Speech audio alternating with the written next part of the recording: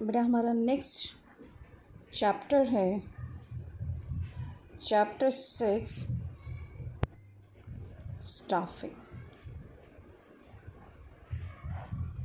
अभी तक हमने चैप्टर 4 और चैप्टर 5 में हमने करा प्लानिंग और ऑर्गेनाइजिंग। प्लानिंग का मतलब क्या होता है? प्लानिंग इज़ हमें क्या करना है, कैसे करना है।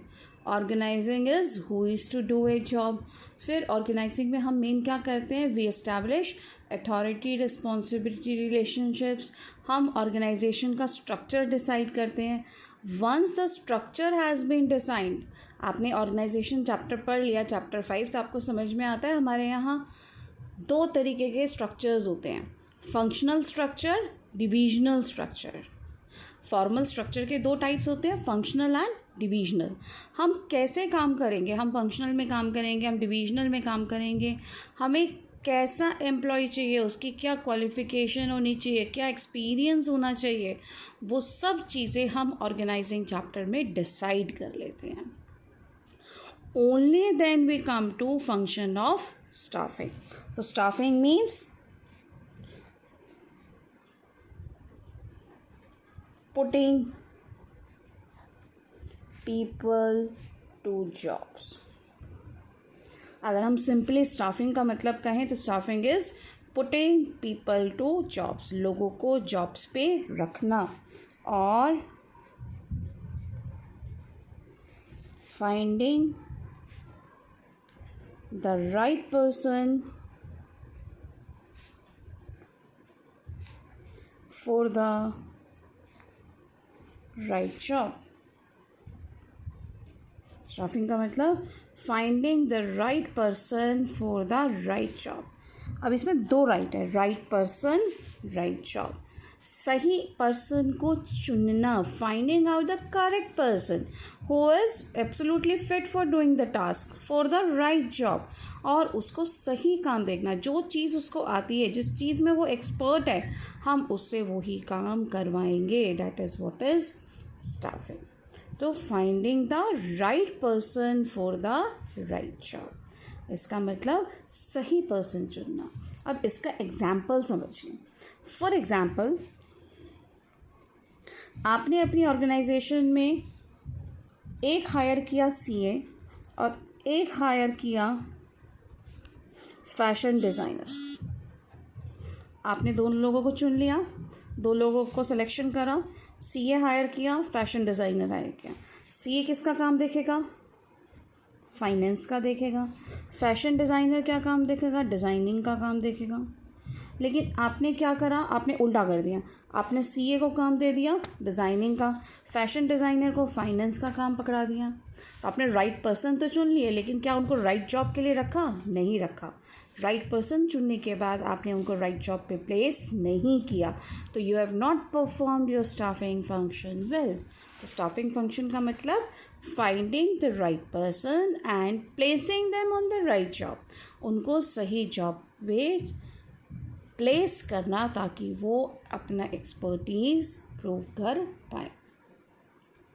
ठीक है, तो स्टाफिंग में हम ये भी कहते हैं स्टाफिंग एक ऐसा फंक्शन है जिससे we introduce life to the organisation, we introduce human resources who are the most important asset of an organisation. ठीक है, जो हमारे ये होते हैं human resources, they are the most important asset of the organization। हमने पहले भी डिस्कस किया था क्लास में, एक ऑर्गेनाइजेशन की सक्सेस उसके इंफ्रास्ट्रक्चर, उसके मशीनरी से भी ज़्यादा किस पे डिपेंड करती है? उसके सक्सेस डिपेंड करती है उसके ह्यूमन रिसोर्सेज, उसके एम्प्लॉयज़ पे। अगर एम्प्लॉयज़ हमारे बहुत ज़्यादा डेडिकेटेड हैं, ऑनेस्ट हैं, मेहनती हैं, देन हमें सक्सेसफुल होने से कोई भी नहीं रोक सकता। Our enterprise will be successful, we will be able to face every challenge of the business. हम एनवायरनमेंट के सारे चैलेंजेस फेस कर सकते हैं, लेकिन अगर हमारे एम्प्लॉयज़ हमारे साथ फ्रॉड कर रहे हैं, वो हमारे कॉन्फिडेंशियल इन्फॉर्मेशन को लीक कर रहे हैं, हमारे कॉन्फिडेंशियल डेटा को लीक करते हैं, हमारे कॉम्पिटिटर्स को बता देते हैं, तो क्या हम कभी भी प्रॉफिट अर्न कर पाएंगे? चाहे हमारा कितना भी बड़ा ऑफिस है, we are having latest machinery, latest technology, good best infrastructure, but still will not be able to earn profits because our most important assets are not dedicated. The human resources are the most important asset of the organization. ठीक है, तो staffing function में हम एक और चीज़ कहते हैं, it means maintaining A satisfactory and satisfied workforce. Maintaining is satisfactory, तो हमारा क्या काम है? सेटिस्फैक्ट्री। सेटिस्फैक्ट्री का मतलब क्या है? सेटिस्फैक्ट्री का मतलब है कि हमारे पास जितने भी एम्प्लॉयज़ हैं, they are working in good conditions, they are satisfactory in the nature of jobs and satisfied workforce. Satisfied workforce का मतलब वो सेटिस्फाइड है कंपनसेशन लेवल से, कंडीशनल वर्किंग कंडीशन से, जितने भी हमारे ऑर्गेनाइजेशन के रूल्स रेगुलेशंस हैं वो उन सब से खुश है। स्टाफिंग अपने आप में एक बहुत बड़ी चीज़ है।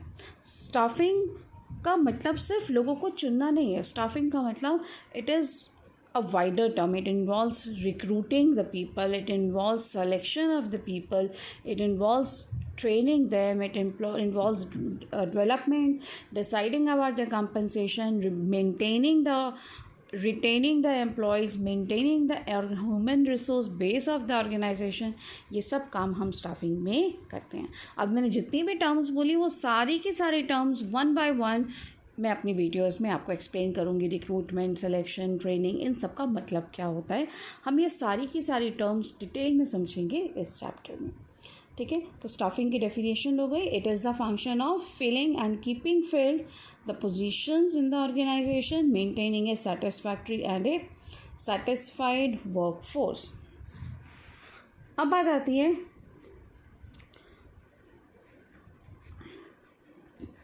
एक एग्जिस्टिंग ऑर्गेनाइजेशन में। अगर एक ऑर्गेनाइजेशन चल रही है, एग्जिस्टिंग है, पहले से चल रही है, तो स्टाफिंग क्या है? हमारा कॉन्टीन्यूअस प्रोसेस है। कॉन्टीन्यूअस प्रोसेस कैसे है? स्टाफिंग कॉन्टीन्यूअस प्रोसेस इसलिए है क्योंकि एट टाइम्स बहुत सारे एम्प्लॉयज़ होते हैं ना, नौकरी छोड़ के चले जाते हैं, हमने कोई और कंपनी ज्वाइन कर ली। जब हम कोई और कंपनी ज्वाइन कर लेते हैं तो वो वाला जो हमारा डिज़ाइन ऑर्गेनाइजेशन स्ट्रक्चर का पोजीशन है वो वेकेंट हो गई, हमें एक और एम्प्लॉय चाहिए उस पोजीशन को फिल करने के लिए।